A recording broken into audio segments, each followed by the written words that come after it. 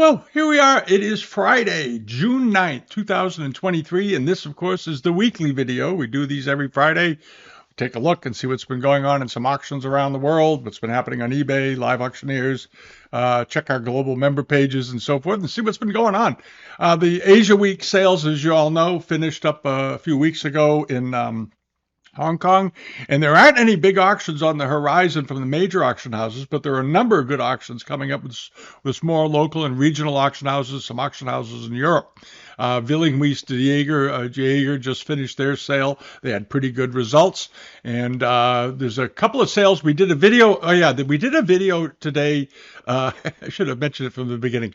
For Marco Polo, which is a new auction house. They've only had one other previous sale. It's run by, I did a video on it earlier today, and it's up. And I combined it with the preview for the Bukowski sale that's coming up in just about a week from now. You can go over and check it out. They both have nice things.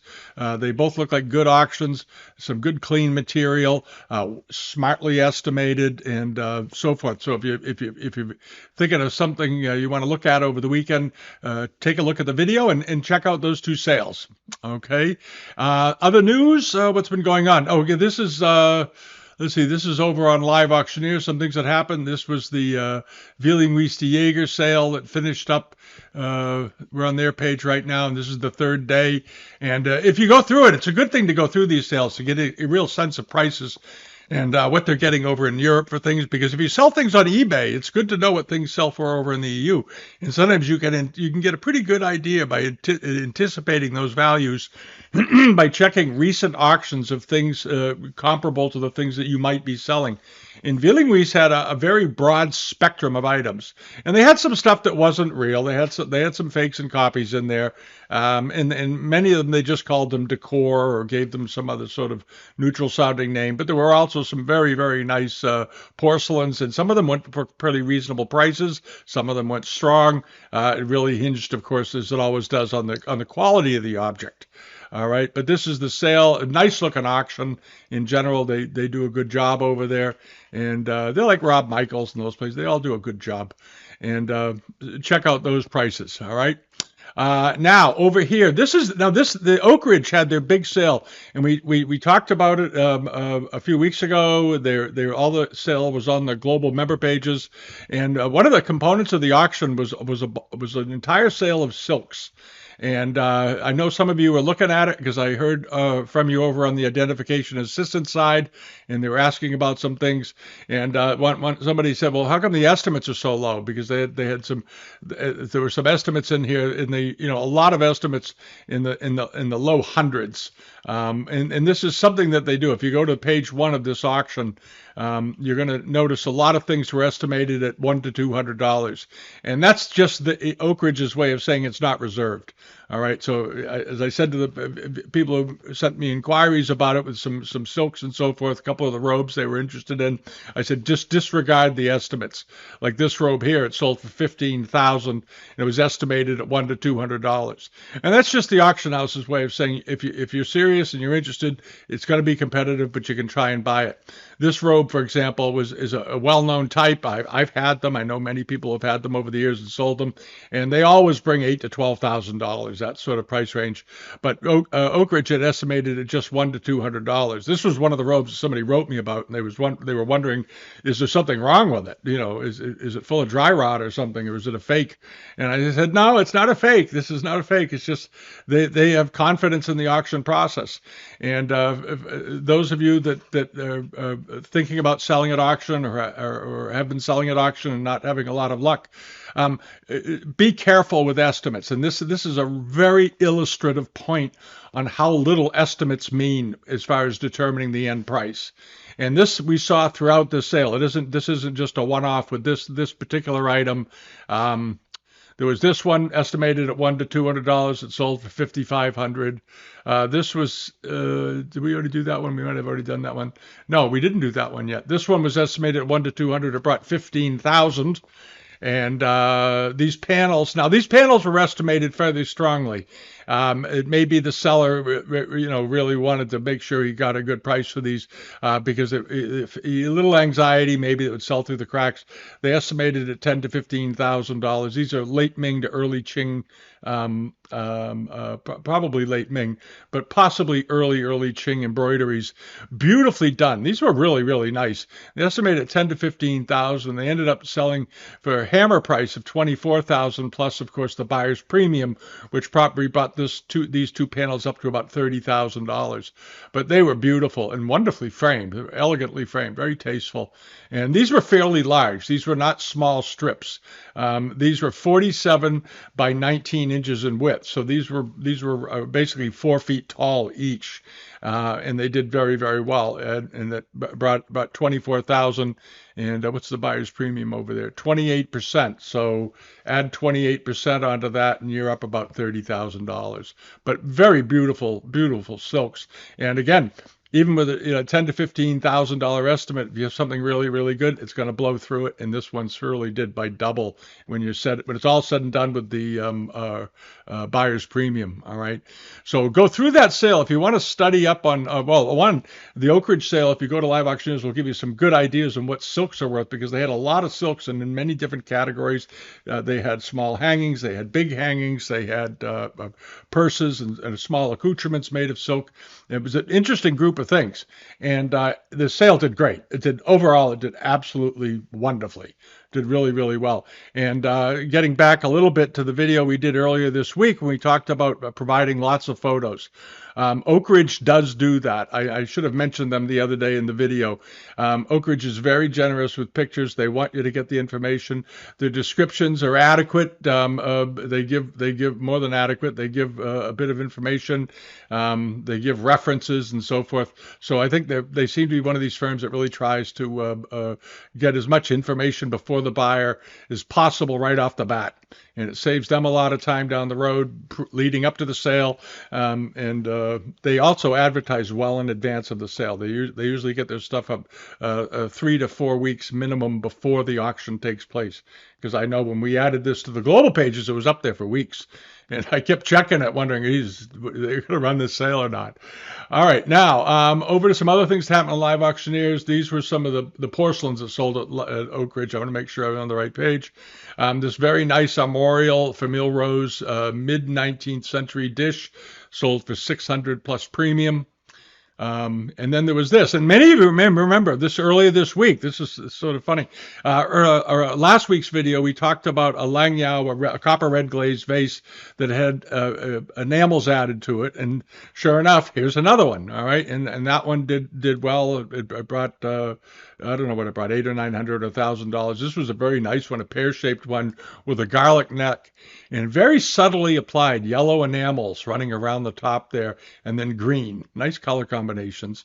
And everybody liked this one too. Sold for $1,000 plus premium on a $100 to $200 estimate. Again, smart way to send up estimates for Oak Ridge. It's a very good way to do it.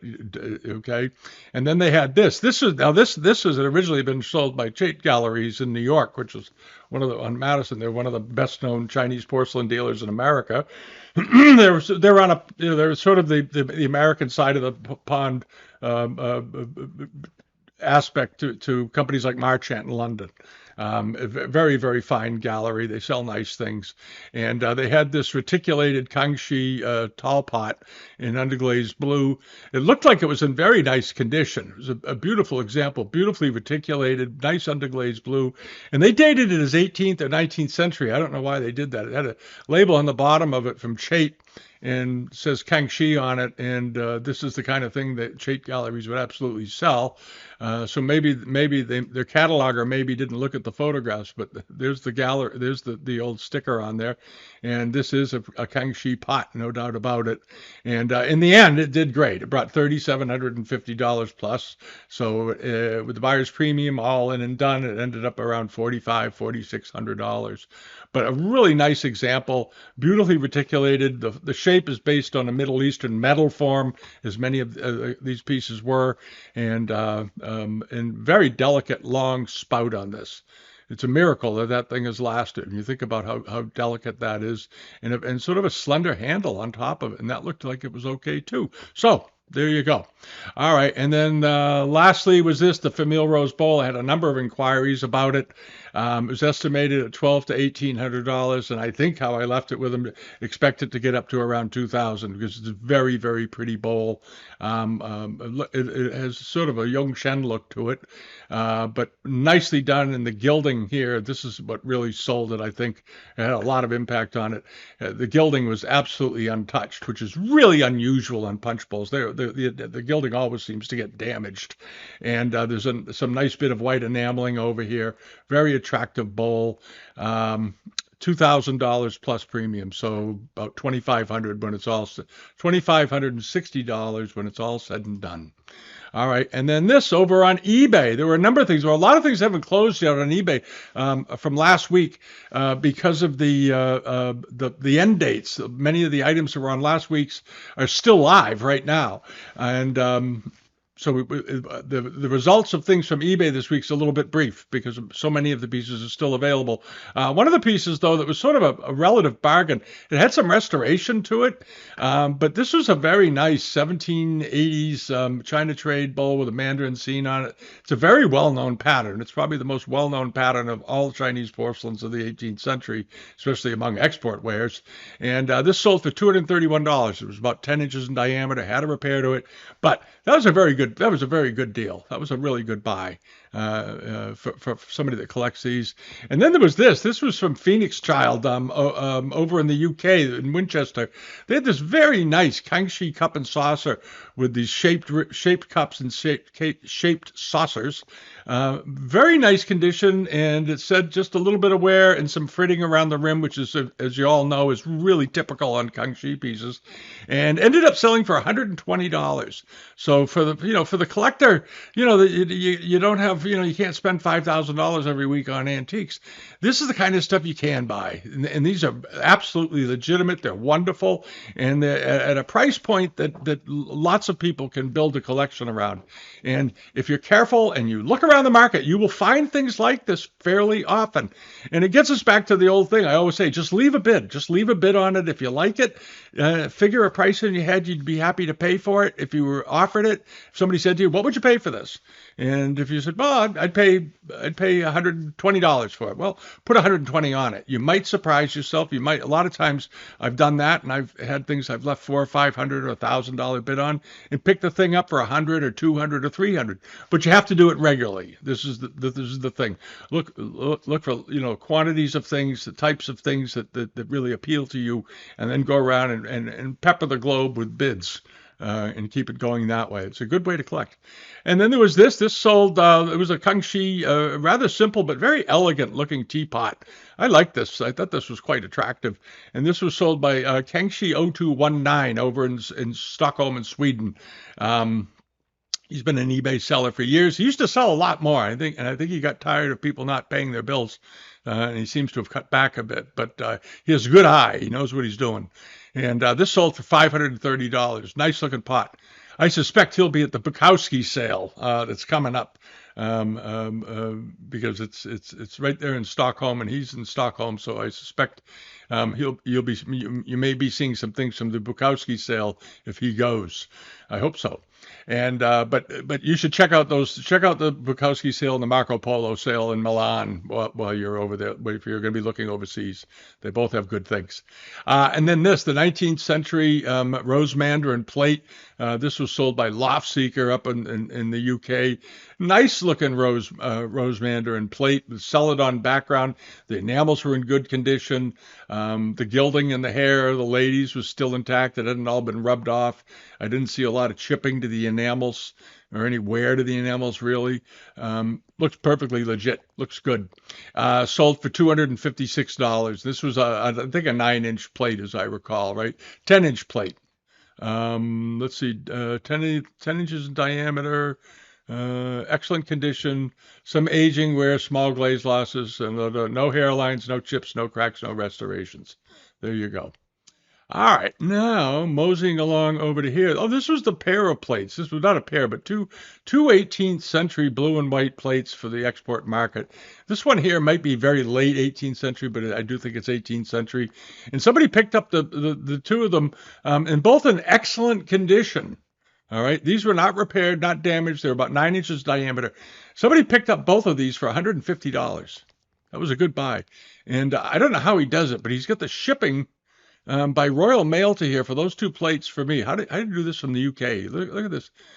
Southampton, Hampshire, in the UK to here, $9.50 or $11.91. There it is, $11.91. I didn't know that was possible. I think he may be lowering. He's trying to offset the shipping cost by not, so it doesn't scare people away. Because I think if we went to ship those to England from here, the shipping would be about $80 or $70. All right, now over here to this, the Famille Rose plate, tentatively identified as Young Chen. Yeah, it could be. It's got a big crack in the middle, though. It was damaged, but it was very beautifully painted. It's too bad that it got broken because the enameling and the decoration was all in such good shape, but it had a couple of breaks in it, and it still ended up selling for $351, which is pretty astounding. Restored as seen on photo. Was it unusually big? Oh, it was big. It was 39 centimeters, so it was a big piece of porcelain. It was about 15 or 16 inches wide. That's why it did so well. Okay, I think for a second I was wondering if that's a 9-inch plate. That's a really strong price. But this was an unusual one. It was 15, 16 inches wide. You have to keep in mind that for every 50 or 60 9 and 10-inch plate they made maybe one that was 15 inches, maybe 16 inches, maybe one in 100. So the prices are exponentially higher, even though it's only a few inches wider. They just didn't make them. Once porcelains and plates in particular clock over 12 inches in diameter, once they become larger than 12 inches, they technically fall into the category of chargers, and they're much rarer. They didn't make as many big porcelains as they made small porcelains because they were serving pieces, and the plates, of course, are eating. The smaller plates are for eating off of. So you're going to have a lot more of those floating around the market than you are going to have big chargers and platters. All right, but this was a very pretty plate. I like the lime green border, but look at the damage to it. Holy mackerel, this thing hit everything but the lottery, and still did very well. All right. And then this is another plate. This was an armorial plate that had a restoration to it. I thought it was beautiful. This seller this was NM9696 in the UK. It's not somebody I know who it is, but they had some very nice looking armorial wares, and this was one of them. I love the border on this. These interlaced designs. Very interesting. And then the crest at the top, the crest in the middle, and it had a repair to it. It was repaired, but that repair helped keep it very viable. The plate was restored as seen in the photo, 9 inches, what is that, about 8 1/4, 9 inches in diameter. Sold for $33.32. Now, it wasn't perfect, obviously, but you can see one of the hairlines up in here and so forth. But if you're interested in armorial wares and you're thinking, oh, well, they're very expensive, yeah, they are if they're absolutely perfect. But if you're willing to accept them, if you're a true enthusiast and you're not doing it to speculate too much and you want to own a real example, you can buy these pieces that have been repaired. They have the same work on them. They're beautifully done, and you can pick them up very, very reasonably, very inexpensively. Like in the case of this one, about the price of a pizza, $33.30. Well, a pizza with everything on it. We'll call it that. $33.32. But that's a good thing to buy. I mean, imagine you could do a wall with these, and it would to decorate your house and make it interesting. In total, it wouldn't cost that much. And then this sold. This was that silver box we talked about. It was a tiny box. When I first looked at it, I thought it was maybe 4 or 5 inches in diameter because of the way it's shaped. That form they made into fairly large boxes. I've even seen this lobed form as big as 10 inches, not with enamels, but just silver. And this was a silver and enamel example, which makes it much, much rarer. But it was only a couple inches, an inch. What was it? What was the size of it? Weighed 56. I don't know what the deal is with the weight. Nobody's buying this for weight, but at any rate, 2¼ inches in diameter. So this thing was very, very small, 2¼ diameter, but beautifully done, nice quality, and early old Chinese silver with enamel inlays are highly collectible. And this little 2-inch box sold for $900. And this is also the kind of thing, if you're out there, if you're a picker, if you're a dealer, a weekend dealer, weekend warrior out there shopping around, when you go to jewelry stores or antique stores, they always have a little jewelry case. Always check the jewelry case for little things like this, because 9 times out of 10, a dealer that's a generalist dealer is going to have this in the shop. He's going to know it's made of silver. It's got some enamel on it.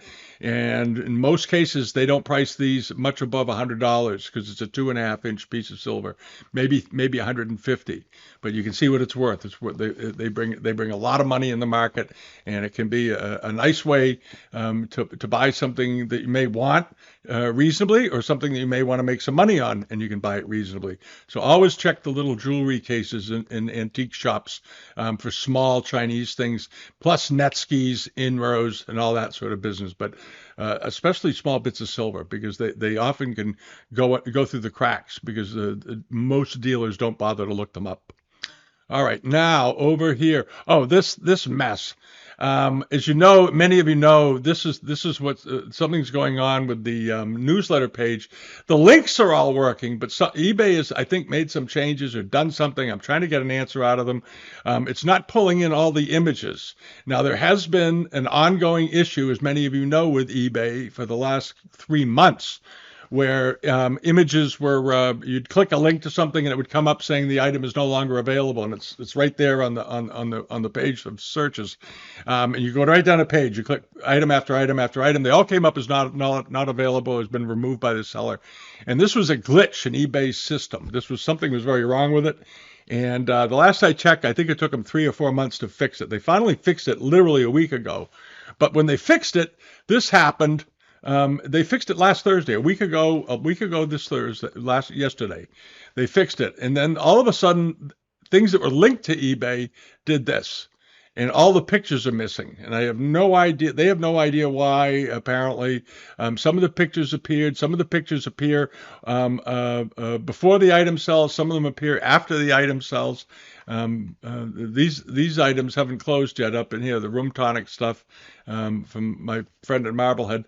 And down here, these haven't sold either. And they're just there it is. It sends in 2 days, and the picture's not appearing, but the links are working. So until it gets resolved, understand that the links work, and click and take a look. All right, but it's not your browser. That was the big thing I wanted to point out. It's something eBay has changed. We haven't changed any software, but they have, apparently. And I don't know, probably some security thing, or they're trying to keep everything private. I don't know. All right, and this closes in 2 days. If you're interested, this is from the Shangri-La guys. Very, very nice, probably late 19th century dish. Now, things that are coming up that are still on there. There's this very nice box. They call it Huanhuali. I don't think it is. The graining here looks awfully straight, but it's a nice, could be some sort of elmwood, but I don't think it's really Huanhuali. But a very nice box. And it's up to $810, but it'll go a bit more. It's got another day to go. I expect it to go for about $1,200 or $1,400. There's a very nice piece of silver. This is Silver Kellogg's. I don't know who they are. They suddenly turned up. They're a British dealer. They turned up a few weeks ago. We noticed them suddenly selling lots of Chinese silver. They may have gotten into a collection of it. I'm not sure. But he's got this very, very nice by Luan Wo, one of the well-known Chinese silversmiths, with the dragon and the stippled ground, the very finely done stippling on the ground here. And it's inscribed. It was a gift to somebody in 1902, SYC. 1902. Nice looking piece of silver. It's up to $260. It's going to go a bit more. It'll probably go another $300 or $400 or so at least, but it's a good looking piece of silver. And this is Miguel Larry. He's got a slew of stuff up this week. Those of you who bought from him, you all seem pretty happy with what he sells. He's a good dealer. He's a very active dealer.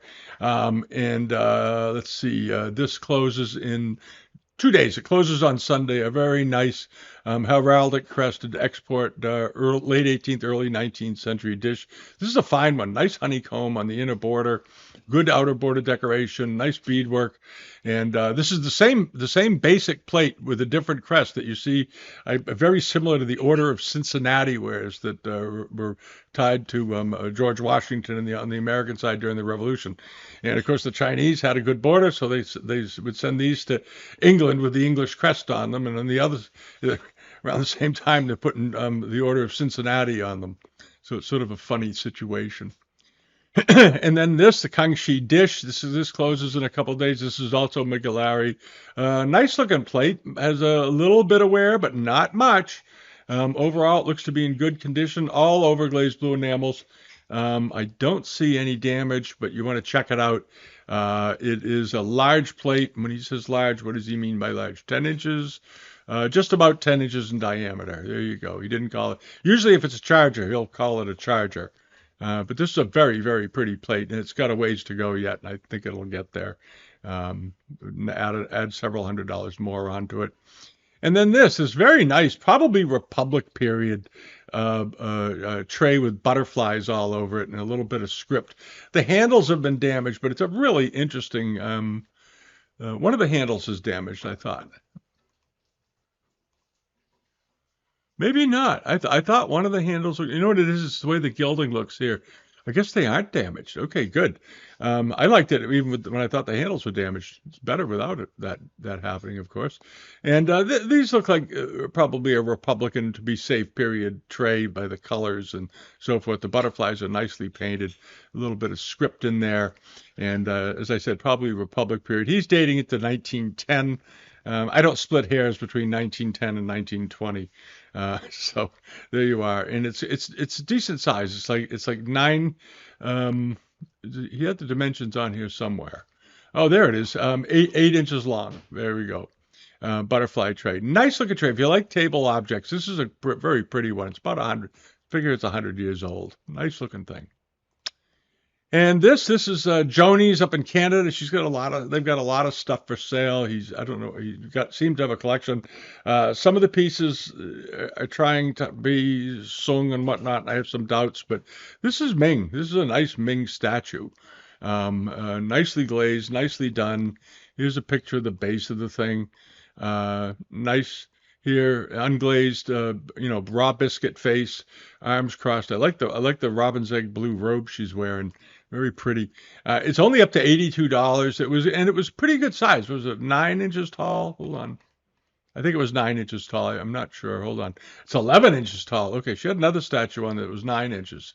Maybe it's this one. I'm not sure. But anyway, nice looking figure, almost a foot tall. You want to check closely to make sure the head hasn't been reattached. They often are. But anyway, it's only up to $82, which is kind of shocking. It should go to the $500 to $700 in that size. But we'll see. We'll check it at the end of the week. But it'll be in the newsletter this week. And then that cafe ground Kangxi Yongshen period dish hasn't sold yet. We talked about it at some length last week. I just wanted to remind everyone. I love the color of the back of that thing. It's absolutely beautiful. And then a railgar snuff bottle, Qinlong 18th or 19th century. This is Asian Art Bay. I don't know who he is. Fairly new seller. 150 feedbacks. I'm not completely convinced it's 18th. Well, I'm convinced it's 19th century. I'm not convinced it's 18th century. And he may not know legitimately. These are very difficult to date. But this looks like good realgar. A good realgar's example. And when they made them into snuff bottles, they're actually made of glass, but they're emulating the stone railgar. It's up to $13. This will at the end probably bring $300 to $500. It could bring even more. It's going to take off in the last day. I would assume they always do. Realgar can take off in just the last 10 seconds. There was a Realgar vase that was somebody had on eBay, and I remember it was at around $80 at the coming up to the close. In the last 5 seconds, it went to $1,800. So. There are serious collectors out there of this. And then this piece of cloisonne. This is probably a Republic period, or possibly late Qing piece of cloisonne. I don't care. It's a beautiful, beautiful piece. It's beautifully composed. I love the proportions. The decoration is very fine on it.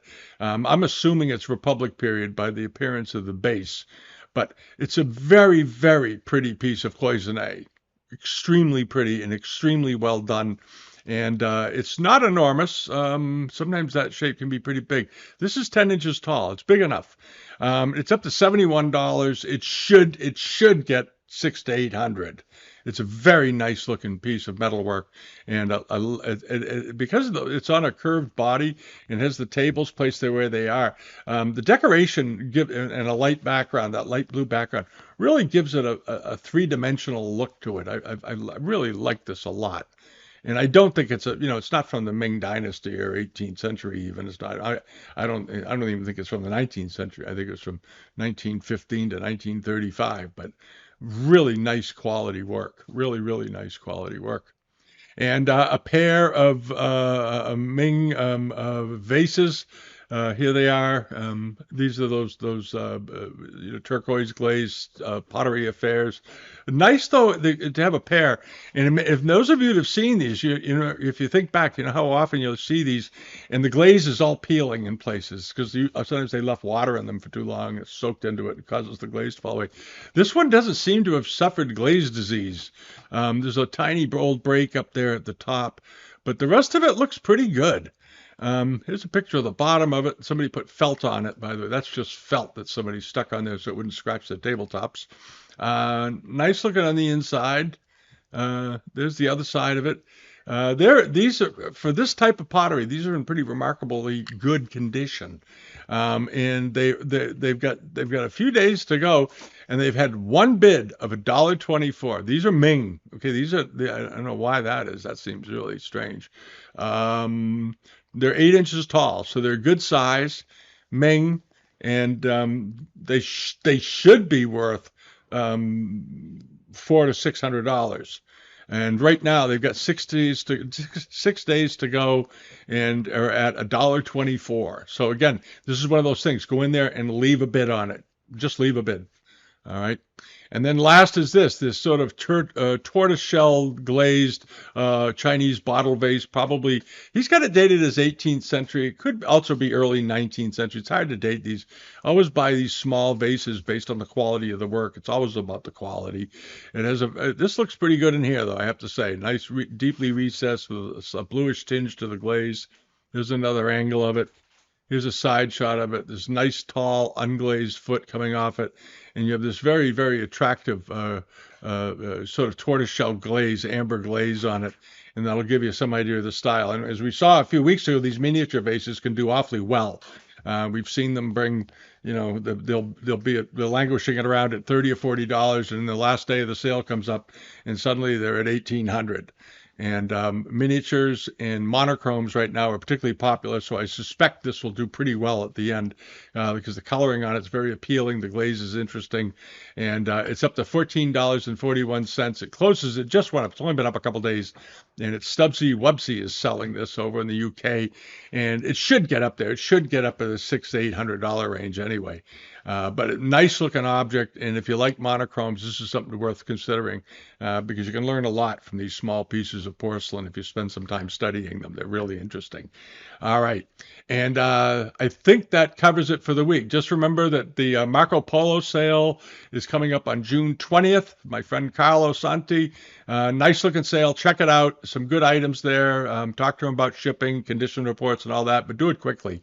And then Bukowski's sale is coming up a few days before that on around the 16th.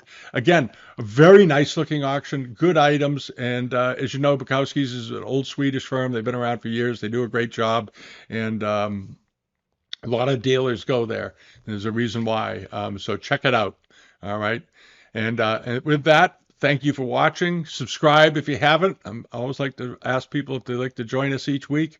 And leave a comment down below. Come over to Bidamount and use the site. We're going to work on the on fixing that eBay glitch over the next week. See if we can't figure out what's wrong with that.